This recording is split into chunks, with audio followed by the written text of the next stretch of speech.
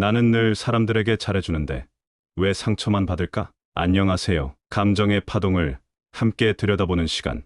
감정 오케스트라입니다. 오늘 우리는 나는 늘 사람들에게 잘해주는데 왜 상처만 받을까? 라는 질문을 품고 마음 깊숙이 내려가 보려 합니다. 이 질문은 단순한 푸념이 아닙니다. 어쩌면 지금 이 순간도 누군가의 기대에 맞추려 애쓰다 지쳐버린 바로 당신의 이야기일지도 모르니까요.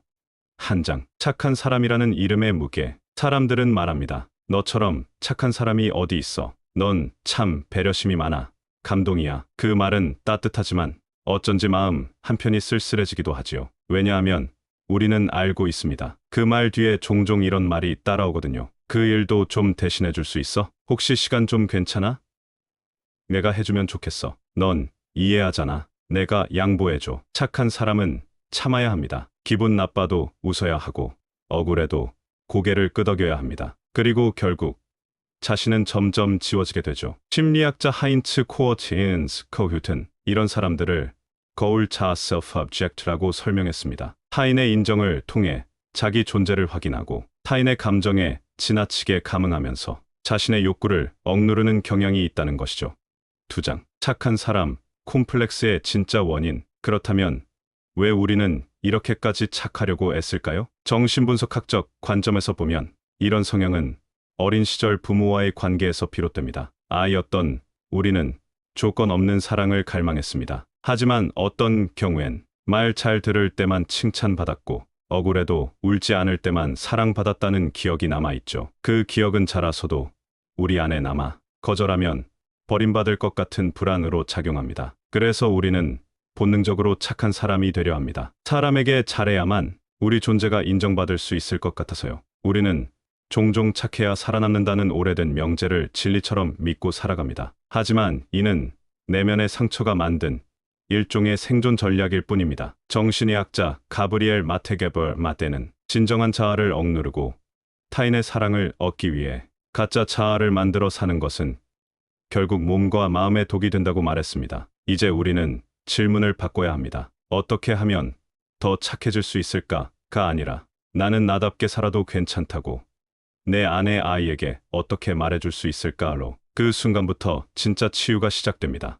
3장. 감정의 경계가 무너질 때 생기는 현상들. 문제는 그렇게 타인을 먼저 생각하는 삶이 결국 우리를 지치게 만든다는 점입니다. 남의 감정을 다 떠안느라 내 감정은 소외되고 누군가 도와달라고 하면 거절하지 못해 일정이 망가지고 사람들을 챙기느라 정작 나는 돌봄받지 못합니다. 결과는 감정의 소진, 번아웃, 무기력, 분노, 그리고 어딘가 허전한 공허함입니다. 나는 이렇게까지 했는데 왜 아무도 나를 알아주지 않을까? 라는 질문은 점점 깊은 상처로 남게 됩니다. 감정은 에너지입니다. 내가 나 아닌 누군가의 감정에 계속 감응하고 휘둘리고 흡수당하고 있다면 나의 내면은 마치 감정 쓰레기통처럼 병들어갑니다. 심리학에서는 이것을 공감 피로 엠패틱 패틱이라고 부르며 남을 도우려는 이들이 자기 감정을 억누를 때 가장 많이 겪습니다. 나는 늘 누구를 위해 살아왔지? 이 질문 앞에 선 순간 우리는 이미 새로운 인생의 문턱에 와 있습니다. 4장. 경계의 심리학. 내 마음의 울타리를 세우는 법. 그 사람이 상처받을까봐, 싫다고 하면 이상한 사람처럼 보일까봐, 나만 참으면 조용히 넘어갈 수 있으니까. 이런 생각으로 수많은 순간을 넘긴 적이 있으신가요? 우리는 종종 타인을 배려한다는 이유로 사실은 자신을 침묵시키는 방식으로 관계를 유지하곤 합니다. 그렇게 타인을 위한 배려가 반복되면 내 마음에는 점점 피로와 무게가 쌓여가죠. 그때 필요한 것이 바로 경계입니다. 경계란 무엇인가? 심리학에서 말하는 경계 boundary는 자기 보호를 위한 심리적 울타리입니다. 경계는 나와 너를 구분짓는 선이며 내가 어디까지 허용할 수 있고 어디서부터 멈춰야 하는지를 알려주는 정서적 지도입니다. 경계가 약하면 우리는 타인의 감정, 욕구, 책임까지도 나의 것으로 오해하게 됩니다. 그러다 보면 어느새 내 감정은 사라지고 타인의 기대에 맞춘 가짜 나로 살아가게 되죠. 브렌 브라운벤의 브라운은 말합니다. 경계를 갖는 사람만이 진짜 친절할 수 있다. 왜일까요? 경계는 이기심이 아니라 지속 가능한 친절의 조건이기 때문입니다. 경계가 약한 사람들의 공통점. 1점. 애노를 말하지 못한다. 그래, 내가 할게. 이 말이 입버릇처럼 붙어 있다면 자신보다 타인의 니즈를 우선시하고 있을 가능성이 높습니다. 2점.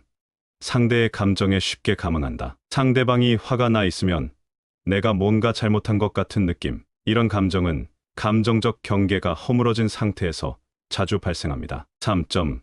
좋은 사람이라는 이미지를 유지하려 애쓴다. 거절하면 나쁜 사람 같고 거리 두면 냉정해 보일까 봐 끝까지 참습니다. 건강한 경계는 어떻게 설정할 수 있을까? 경계를 세운다는 건 누군가를 밀어내는 것이 아니라 나를 지키는 방식으로 상대를 대하는 것입니다. 다음과 같은 표현부터 연습해 보세요. 지금은 제 스케줄이 꽉 차 있어서 어려울 것 같아요. 그 말에 제가 상처받았어요. 잠시 생각할 시간이 필요해요. 그 부탁은 저에게는 너무 큰 부담이에요. 이런 말들은 내가 나를 존중하고 있다는 신호입니다. 처음에는 어렵고 낯설 수 있지만 이것이 반복되다 보면 주변 사람들도 당신의 존재 방식을 존중하기 시작합니다. 감정의 울타리가 무너지면, 경계가 무너지면 공감 피로 empathic fatigue, 자기 소외 self-alienation, 감정 착취 emotional exploitation가 이어집니다. 특히 좋은 사람 컴플렉스를 가진 이들은 자신의 감정을 억누르며 타인을 위해 존재하다가 어느 순간 나는 왜 아무도 돌봐주지 않지? 라는 심각한 공허감에 빠지게 되죠. 그렇기에 우리는 거절이 아니라 선택적인 수용이라는 방식으로 경계를 세워야 합니다. 나를 위한 공간, 나를 위한 말. 아이를 키우는 부모에게도, 직장에서 관계를 이어가는 사람에게도 모든 역할 속에서 우리는 경계를 필요로 합니다. 진짜 나는 경계 안에서 비로소 자라납니다. 내가 나의 울타리를 지키는 순간 타인의 울타리도 자연스럽게 존중하게 됩니다. 관계는 경계 안에서 더 건강하고 따뜻해질 수 있습니다. 오늘 하루 당신의 경계는 어디쯤 있나요? 누군가 무심코 넘어서버린 당신의 마음. 이제는 괜찮다고 하지 말고 멈춰달라고 말해도 됩니다. 그 말이 당신을 조금 더 지켜줄 테니까요. 5장. 착함을 내려놓을 용기. 진짜 나로 사는 연습. 나는 참 착하게 살았어요. 누구에게도 미움받지 않으려고 노력했고 어떤 자리에서도 말 조심하고 손해보더라도 양보했죠. 그런데 왜 나는 점점 외로워지는 걸까요? 이건 수많은 착한 사람들의 고백입니다. 자신의 감정을 눌러가며 타인을 먼저 생각했지만 돌아오는 건 공허함과 억울함뿐인 경우가 많죠. 착함의 본질은 무엇일까? 착한 사람이라는 말은 언뜻 보면 칭찬처럼 들리지만 사실은 관계의 기대치를 반영한 말일 수도 있습니다. 넌 착하니까 이 정도는 참아줄 수 있지? 너라면 이해해줄 줄 알았어. 이런 말들은 무심하게 우리에게 자기의 희생을 요구합니다. 이쯤 되면 착함은 미덕이 아니라 관계 유지의 조건이자 도구가 되죠. 착함 뒤에 숨겨진 감정. 1점. 억울함. 나는 최선을 다했는데 왜 무시당할까? 2점. 두려움. 거절하면 관계가 끊어질까봐. 3점. 수치심. 내가 원하는 걸 말하면 민망할까봐. 4점. 불안. 내가 싫은 사람으로 보일까봐. 이 감정들이 쌓이면 우리는 결국 나도 내가 누군지 모르겠는 상태에 도달하게 됩니다. 진짜 나로 살아가는 첫걸음. 착함을 내려놓는다는 건 남에게 상처를 주자는 말이 아닙니다. 단지 이제는 나도 포함된 삶을 살자는 뜻입니다. 심리학에서는 이를 자기분화 self-differentiation하고 부릅니다. 타인의 기대와 감정에 휘둘리지 않고 나의 욕구와 감정을 분명히 아는 것. 그것이 진짜 어른의 심리적 성장입니다. 내면의 소리를 다시 듣는 연습. 나는 지금 어떤 감정을 느끼고 있지? 이건 정말 내가 원해서 하는 선택일까? 이걸 하지 않으면 나는 죄책감을 느낄까?